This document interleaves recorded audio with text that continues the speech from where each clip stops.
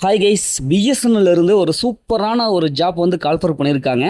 மொத்தமாக 120 சீட் இருக்கு. 120 பணியிடங்கள் பிஎஸ்என்எல்ல கால்ஃபர் பண்ணியிருக்காங்க. டெலிகாம் பிரிவில் 95 சீட்டும் நிதி பிரிவில் 25 சீட்டும் இருக்கு. ஆக மொத்தம் டோட்டலாக 120 சீட் இருக்கு.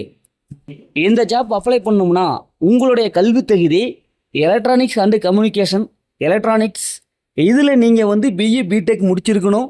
அதே மாதிரி பிஇயில் இன்ஃபர்மேஷன் டெக்னாலஜி முடிச்சிருந்தா கூட இதற்கு நீங்கள் விண்ணப்பிக்கலாம். உங்களுடைய மார்க் குறைஞ்சபட்சம் 60% இருக்கணும். எப்பவும் போல் எஸ்சி, எஸ்டி, ஓபிசி, பிடபிள்யூடி இந்த பிரிவினர் சலுகைகள் இருக்குது.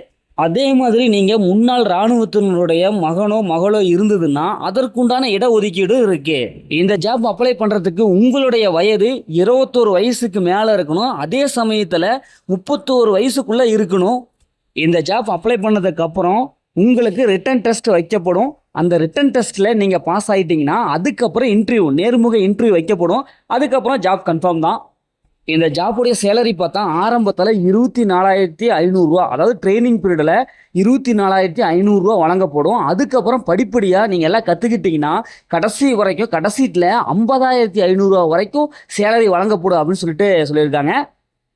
இந்த ஜாப்புக்கு நம்ம விண்ணப்பிக்கணும்னா அதற்கான டேட்டு, அப்புறம் எக்ஸாம் வந்து எந்த தேதியில் நடைபெறும் அப்படிங்கிறத நாங்கள் பின்னாடி சொல்லுவோம் அப்படின்னு சொல்லிட்டு ஒரு வெப்சைட், ஒரு முகவரியை ஒன்று கொடுத்துருக்காங்க. நீங்கள் அதில் போய் பார்த்தீங்கன்னா இன்னும் கூடுதல் விவரங்கள்லாம் அதிலிருந்து நம்ம எடுத்துக்கலாம். அந்த வெப்சைட்டை நான் டிஸ்கிரிப்ஷனில் கொடுத்துருக்கேன், மறக்காமல் போய் செக் அவுட் பண்ணி பாருங்கள்.